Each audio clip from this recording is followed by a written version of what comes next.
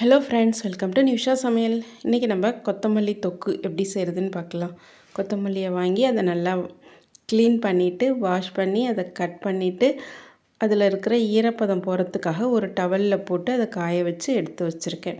இந்த கொத்தமல்லி தொக்குக்கு நம்ம ஒரு பொடி ஒன்று ரெடி பண்ணி எடுத்துக்கலாம். அடுப்பில் ஒரு கடாய் போட்டு 1 ஸ்பூன் அளவுக்கு கடுகு, 1/2 ஸ்பூன் அளவுக்கு வெந்தயம் ரெண்டுத்தையும் நல்லா செவக்க வறுத்து எடுத்துக்கோங்க. அதே கடாயில் 1 ஸ்பூன் அளவுக்கு நல்லெண்ணெய் சேர்த்துக்கலாம். நல்லெண்ணெய் சேர்த்துட்டு கட்டி பெருங்காயம் நல்லா பொரிஞ்சதுக்கப்புறம் அது கூட காரத்துக்கு மிளகாவை போட்டு மிளகாவும் நல்லா செவக்க வறுத்து எடுத்துக்கோங்க.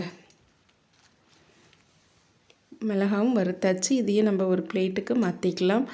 இதே கடாயிலேயே நம்ம ரெடி பண்ணி வச்சுருக்கிற மல்லியை இது கூட சேர்த்துக்கலாம். கொத்தமல்லி தழையை இது கூட சேர்த்து இதை நல்லா வதக்கி எடுத்துக்கலாம்.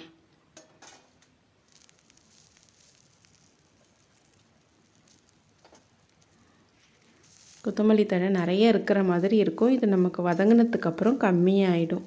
இதை நல்லா வதக்கிட்டு எடுத்துக்கோங்க.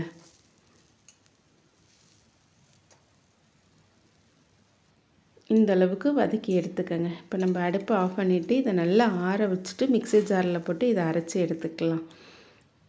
நம்ம வறுத்து வச்சுருக்கிற மிளகாய், கடுகு, வெந்தயம், பெருங்காயம் போட்டு அதை ஒரு சுற்றிக்கலாம். சுற்றிட்டு அது கூடவே நம்ம ரெடி பண்ணி வச்சுருக்கிற கொத்தமல்லி தழையும் இது கூட சேர்த்துக்கோங்க. கொத்தமல்லி தழையை இது கூட சேர்த்துட்டு ஒரு பெரிய நெல்லிக்காய் சைஸ்க்கு புளி, அதை தண்ணி ஊற்றி ஊற வச்சுருந்தேன். அந்த புளியும் இது கூட சேர்த்துக்கோங்க. புளியை சேர்த்துட்டு அது கூடவே வெல்லம் கொஞ்சம் சேர்த்துக்கலாம். சேர்த்து இதை அரைச்சிக்கலாம்.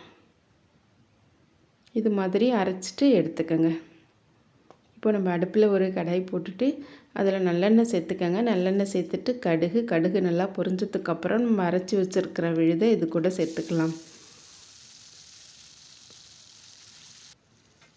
இது கூடவே நம்ம இந்த தொக்குக்கு தேவையான அளவு உப்பு இது கூட சேர்த்துக்கோங்க. உப்பு சேர்த்துட்டு அடுப்பை மிதமான தீயில் வச்சு இதை நல்லா கலந்து விடுங்க. நம்ம ஊற்றின எண்ணெயெல்லாம் பிரிஞ்சு வர வரைக்கும் இதை நல்லா வதக்கி விடுங்க. இப்போ பாருங்கள், நம்ம ஊற்றின எண்ணெயெல்லாம் நல்லா பிரிஞ்சு வருது. இந்த ஸ்டேஜில் நம்ம அடுப்பை ஆஃப் பண்ணிடலாம். அடுப்பை ஆஃப் பண்ணிவிட்டு இதை நல்லா ஆறுனதுக்கப்புறம் இதை நல்லா ஸ்டோர் பண்ணி வச்சுக்கிட்டு இதை 1 மாதம் வரைக்கும் நம்ம இதை யூஸ் பண்ணலாம். ஃப்ரிட்ஜில் வச்சு 1 மாதம் வரைக்கும் இதை யூஸ் பண்ணிக்கலாம். இது ஒயிட் ரைஸ் கூட போட்டு சாப்பிட்றதுக்கும் நல்லாயிருக்கும். தயிர் சாதத்துக்கு சைட் டிஷ்ஷாக வச்சுக்கலாம். இட்லி தோசைக்கும் சைட் டிஷ்ஷாக வச்சு சாப்பிட்லாம்.